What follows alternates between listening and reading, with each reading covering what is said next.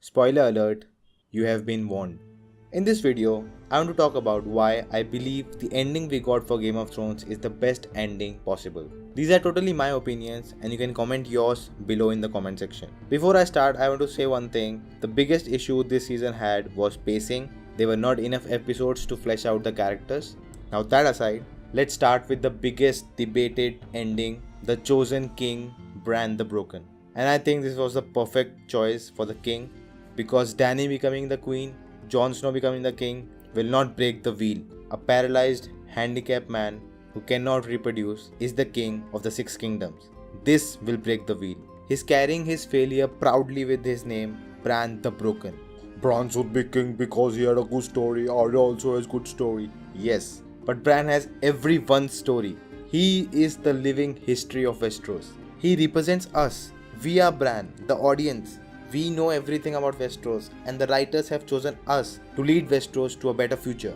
They have entrusted us to rule because we know the history, we know what went wrong, what were the mistakes, and they believe that we should rule because we'll do better. This is totally my interpretation of Bran. Remember when Samwell talked about democracy and everyone laughed? Yes, everyone laughed. Even Sansa and Arya were smiling. Making Bran the king makes more sense. If you think I'm making any sense, you can check out my video on why Avengers Infinity War was a better film than Endgame. Next, Sansa. She has nothing against Bran. She just wants the North to be an independent state. She is tired how the North has always been involved in the fight of Westeros. They have sacrificed themselves for it, and finally she wants them free of anything that happens in the Six Kingdoms. She is the queen who cares and wants to protect the North. If you remember, in the start she hated North. She wanted to go to King's Landing, marry the prince and live there. But you have seen her arc. At the end, she loves the North and she wants to stay there. She doesn't want the throne, she just wants North. Moving on. Arya, she is the best, everyone loves her. Next, Jon Snow. He loved Daenerys. She was his queen, now and forever.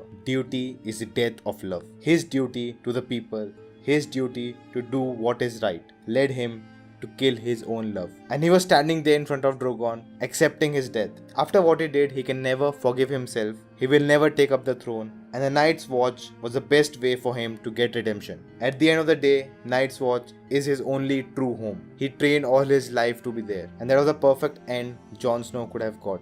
Next, I'm to talk about Drogon. People love him and I think his scene of melting the throne was the best scene of season 8. I love that scene because that scene gives Drogon a character. He's not just a mindless animal. He understands what's happening around him and he has a sense of justice. He knows Jon Snow loved Dany. Animals can sense human emotions and he knows that the throne has led Jon to kill her. And him not killing Jon Snow and burning the throne makes so much sense and gives so much character to him. Hashtag Drogon spin-off series. Last but not the least, Daenerys Targaryen. And I think I don't have to say anything. Tyrion sums it up perfectly. She always had a skewed sense of justice and what is right and wrong. What changed was before she burned evil people, now she burned innocent people. And these were the reasons why I think this was the best ending to Game of Thrones, the series. There are speculations that the book may have a little different ending, but I'm sure it will be very similar to this. If you think I made any sense in this video, check out similar videos on the screen right now. Like this video and share it, and do leave your comments down below.